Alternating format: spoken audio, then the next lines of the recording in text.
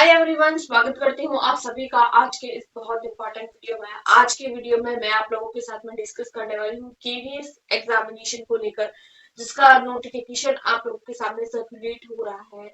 तो ऐसे कैंडिडेट जो इस एग्जाम को देना चाहते हैं या आने वाले समय में अगर वो केवीएस वाले एग्जामिनेशन देने में इंटरेस्टेड है, लेकिन उन्हें नहीं पता है कि क्या वो एलिजिबल है या नहीं है।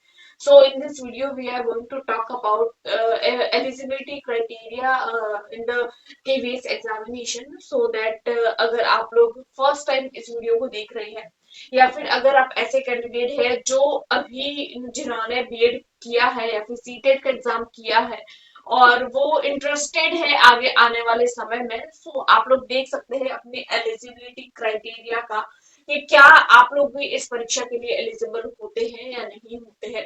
तो हम लोग बात कर रहे हैं केवीएस वैकेंसी 2025 की टीचिंग पोस्ट है, काफी अच्छी पोस्ट है। इसमें आप लोगों को लगभग 7,414 के आसपास पीआरटी, टीजीटी, पीजीटी तीनों की मिला के आप लोगों को काफी अच्छी जो है वो पोस्ट देखने को मिली है और काफी अच्छी मात्रा में जो है वो आप लोगों के वैकेंसी जो है वो है। तो हम लोग एलिजिबिलिटी क्राइटेरिया की बात करेंगे आज की वीडियो में। मैं सिर्फ आप लोगों के साथ में एलिजिबिलिटी क्राइटेरिया डिस्कस करूंगी और ऐसे कैंडिडेट जो एलिजिबिलिटी क्राइटेरिया को लेकर कंफ्यूजन में रहते हैं, क्योंकि बहुत सारे जब वीडियो अपलोड हो जाती है तो उसके बाद में भी बहुत सारे क्वेश्चंस आते हैं कि क्या मैं एलिजिबल हूँ, मैंने ये किया है। तो आप लोग अपने अपने बेसिस पर यहाँ पर देख लीजिए।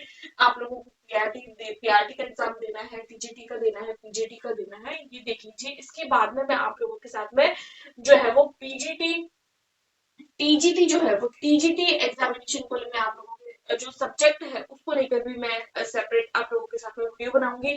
उसके अलावा भी मैं आप लोगों के साथ में टाइम टू टाइम जो है वो वीडियोस अपलोड करती रहूंगी केवीएस एग्जामिनेशन को लेकर।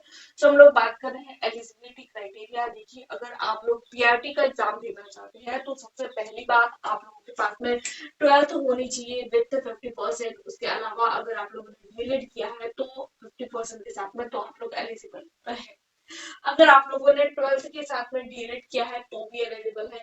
सेकंड पॉइंट आप लोगों को ये बन जाता है कि 12th आप लोगों के मैंडेटरी हो जाता है 50%। उसके अलावा अगर आप लोगों ने डीएलएड भी किया है तो बहुत सारे कैंडिडेट ऐसे बोलते हैं कि भाई मैंने 12वीं तो किया है लेकिन मेरे डीएलएड नहीं है, मेरा बीएलएड है। तो डीएलएड भी आप लोगों के इसमें एलिजिबल हो जाता है। और बहुत सारे कैंडिडेट ऐसे होते हैं कि भाई मैंने 12वीं तो किया है, क्योंकि 12वीं तो पीआरटी के लिए मैंडेटरी हो जाता है कि भाई मैंने 12वीं तो किया है 50% के साथ में, लेकिन मैंने डीएलएड किया है स्पेशल एजुकेशन में।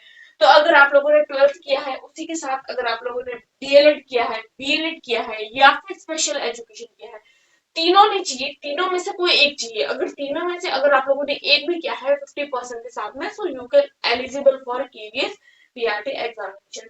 फर्स्ट तो आप लोगों के पास में इन तीनों में से कोई भी एक होना चाहिए। सेकंड हम लोग बात करते हैं सीटेट की। तो देखिए, सीटेट एक सेंट्रल टीचिंग एलिजिबिलिटी क्राइटेरिया का एग्जाम होता है जो आप लोगों के केवीएस एग्जामिनेशन के लिए कंपलसरी होता है। तो सीटेट का पेपर 1 आप लोगों के पास होना चाहिए कंप्लीट। आप लोगों के पास में इसका रिजल्ट आया हुआ होना चाहिए जब तक आप लोग इसका फॉर्म फिल करते हैं।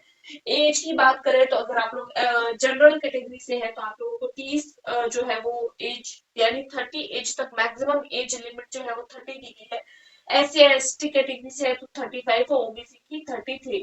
और वुमेन अगर आप लोग है, ये जो तीनों जो एज क्राइटेरिया है वो मेल के लिए है, लेकिन अगर आप लोग ऑल ओवर वुमेन है, अगर आप लोग कहीं से भी बिलोंग करते हैं, किसी भी कैटेगरी से है, तो आप लोगों को हर एक कैटेगरी के आगे जो है वो 10 ईयर का रिलैक्सेशन, एज रिलैक्सेशन दिया जाता है। जैसे यूआर में अगर मेल को 30 चाहिए तो फीमेल को 40 चाहिए। एससी एसटी कैटेगरी में अगर मेल को 35 चाहिए तो फीमेल को 45 चाहिए। इस तरीके से आप लोगों को 10 ईयर एज रिलैक्सेशन दिया जाता है। उसके बाद में हम लोग बात करते हैं टीजीटी एग्जामिनेशन की। टीजीटी परीक्षा के लिए आप लोगों की क्या एलिजिबिलिटी क्राइटेरिया रहता है। तो देखिए, टीजीटी के लिए ऑब्वियसली आप लोगों के पास में बैचलर डिग्री होना जरूरी है। अब सबसे पहले तो आप लोगों के पास में बैचलर डिग्री होना चाहिए। अगर बहुत सारे कैंडिडेट ऐसे होते हैं जो ऑनर्स में भी करते हैं, तो अगर नॉर्मल बैचलर है तो भी चलेगा, ऑनर में है तो भी चलेगा। इसमें कोई वो नहीं होता है कि कोई ऑनर ही होना चाहिए या नॉर्मल बैचलर होना चाहिए। बस आप लोगों के साथ में आपका या फिर बीएससी या फिर बीकॉम या फिर आप लोग जो भी आप लोगों ने बैचलर डिग्री जो आपके जो है वो जिस एरिया में आप लोग रहते हैं, जिस तरीके का जाता है, बस आप लोगों के पास में उसका डिग्री होना चाहिए। एक प्रॉपर जो वैलिड यूनिवर्सिटी होती है उसके अलावा अगर आप लोगों ने ऑनर में किया है तो भी चलेगा। विथ 50% आप लोगों के होना चाहिए। इसमें आप लोगों का डीएलएड नहीं चलता है। टीजीटी के एग्जाम के लिए डीएलएड वाले कैंडिडेट एलिजिबल नहीं होते हैं। आप लोगों को बीएड होना चाहिए 50% के साथ में। अगर आप लोगों ने ये किया है तो भी आप लोग एलिजिबल है। अब बहुत सारे कैंडिडेट ऐसे होते हैं कि भाई जो 4 साल का ग्रेजुएशन और बीएड वाला कोर्स करते हैं तो क्या वो एलिजिबल होता है? तो वो भी एलिजिबल है। कैसे एलिजिबल है? अगर आप लोगों ने 4 साल का इंटीग्रेटेड कोर्स किया है 50% के साथ में विथ बीएड, यानी बीएड अलग से नहीं, अब 4 साल के साथ में आप लोगों के ग्रेजुएशन प्लस बीएड दोनों हो जाते हैं। अगर अलग अलग करते हैं तो 5 साल लगते हैं। इंटीग्रेटेड किया है, साथ में किया है, so you can eligible for KVS TGT examination. उसके अलावा अगर हम लोग बात करें ये है तो भी आप लोग एलिजिबल है। अगर आप लोगों के पास में ये दोनों नहीं है और कुछ अलग है, जैसे अगर मैं आप लोगों की बात करूं, ग्रेजुएशन अगर आप लोगों ने किया है अपने सब्जेक्ट में, जो भी आप लोगों का कंसर्न सब्जेक्ट है उसमें विद 50% आप लोगों को सबके लिए चाहिए। उसके साथ में अगर आप लोगों ने 1 सीएल का 1 साल का बीएड कोर्स किया है स्पेशल एजुकेशन के साथ में, so you can eligible for KVS TGT examination. तो अगर आप लोगों के पास में ये है सो यू कैन एलिजिबल, ये है तो भी एलिजिबल है और ये है तो भी। इन तीनों में से कोई भी एक, तीनों नहीं चाहिए, तीनों में से कोई भी एक होना चाहिए। उसके अलावा अगर आप लोग बात करें, अगर आप लोगों के पास में पीजी है कि भाई मैंने बीएड तो की, कि भाई मैंने ग्रेजुएशन तो किया है लेकिन मेरा तो पीजी भी कंप्लीट हो गया है, फिर भी मुझे टीजीटी का एग्जाम देना है, तो भी आप लोग एलिजिबल है। कैसे? आप लोगों के जो है वो पीजी होना चाहिए, आप लोगों के सब्जेक्ट में होना चाहिए 50% के साथ में। उसके अलावा अगर आप लोगों ने 3 साल का इंटीग्रेटेड बीएड और एमएड का कोर्स किया है, बीएड एमएड कोर्स होता है आप लोगों के इंटीग्रेटेड, कि भाई मैंने पहले तो बैचलर डिग्री किया, देन मैंने पीजी किया, उसके बाद में बहुत सारे कैंडिडेट जो बीएड और एमएड दोनों साथ साथ करते हैं, बीएड भी कर लिया एमएड भी कर लिया, दोनों कर लिया है, so you can eligible for TGT examination. कोई भी अगर आप लोग डिग्री कर रहे हैं तो एक बात ध्यान रखिएगा, आप लोगों को उसमें मिनिमम जो है वो 50% लाने होंगे। अगर 49.50 भी ला रहे हैं so you can not eligible for this examination. ये आप अपने एलिजिबिलिटी क्राइटेरिया में लिख कर ले लीजिए। उसके बाद में हम लोग बात करें सेकेंडरी की, इन चारों में से कोई भी एक चीज आप लोगों के पास में होनी चाहिए, लेकिन इन चारों में से कोई भी एक होने के साथ साथ आप लोगों के पास में सीटेट का पेपर 2 विद सर्टिफिकेट आप लोगों के पास में होना चाहिए, यानी कि उसका रिजल्ट आप लोगों के आया हुआ होना चाहिए जब आप लोग फॉर्म फिल करते हैं। तो उसके बाद में एज की बात करें तो 35 आप लोगों के मेल की है, 35 जनरल। SC ST कैटेगरी की बात करें तो 40 और ओबीसी की बात करें तो 38 हो जाता है, यानी जो पीआरटी का एग्जामिनेशन देते हैं उसमें 5% रिलैक्सेशन आप लोगों को टीजीटी में दिया जाता है। उसके अलावा वुमेन अगर मैं बात करूँ ऑल ओवर इंडिया की तो 10 ईयर आप लोगों को, जैसे यहाँ पर जो है वो 35 मेल की है तो यहाँ पर आप लोग ऐड कर लीजिए 10, तो 35 में 10 ऐड करेंगे तो 45 आप लोगों को फीमेल के लिए जो है वो एलिजिबल किया जाता है। तो ये कुछ टीजीटी के लिए एलिजिबिलिटी क्राइटेरिया हो जाता है। अब हम लोग बात करते हैं पीजीटी की, तो ये पीजीटी के लिए क्या एलिजिबिलिटी क्राइटेरिया रहेगा?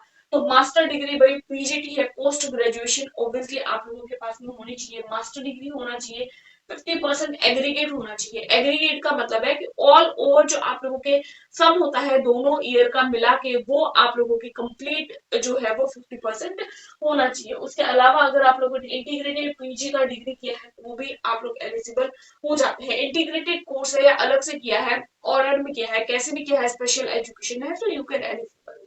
उसके बाद में आप लोगों का या फिर बीएड अगर आप लोगों ने किया हो 50% के साथ में, या फिर 3 साल का इंटीग्रेटेड कोर्स किया हो जिसमें आप लोगों के पास में बीएड हो या एमएड हो, यानी कि आप लोगों के पास में मास्टर डिग्री होना चाहिए, मास्टर डिग्री के साथ साथ में आप लोगों के पास में बीएड होना चाहिए, मास्टर डिग्री के साथ साथ में आप लोगों के पास में बीएड। और कुछ कुछ कैंडिडेट ऐसे बोलते हैं कि भाई अलग से बीएड नहीं है, इंटीग्रेटेड है बीएड प्लस एमएड, तो आप लोग एलिजिबल हो जाते हैं। उसके अलावा 4 साल का इंटीग्रेटेड भी अगर आप लोगों ने बीएड का किया है विद 50% तो आप लोग एलिजिबल हो जाएंगे। उसके बाद में हम लोग बात करते हैं एज की, तो देखिए यूआर में आप लोगों की जो है वो 40%, SC ST कैटेगरी में 40% sorry 40 year, SC ST category में 45 ईयर और ओबीसी में 43 ईयर। तो ये कुछ एज जो है वो एज लिमिट है आप लोगों के एलिजिबिलिटी क्राइटेरिया में। तो ये जो था कुछ केवीएस के एलिजिबिलिटी क्राइटेरिया था। इसके अलावा अगर आप लोगों का कोई डाउट है तो आप मुझे कमेंट बॉक्स में पूछ सकते हैं। आई होप आप लोगों को वीडियो पसंद आई होगी। Do like subscribe share, thanks for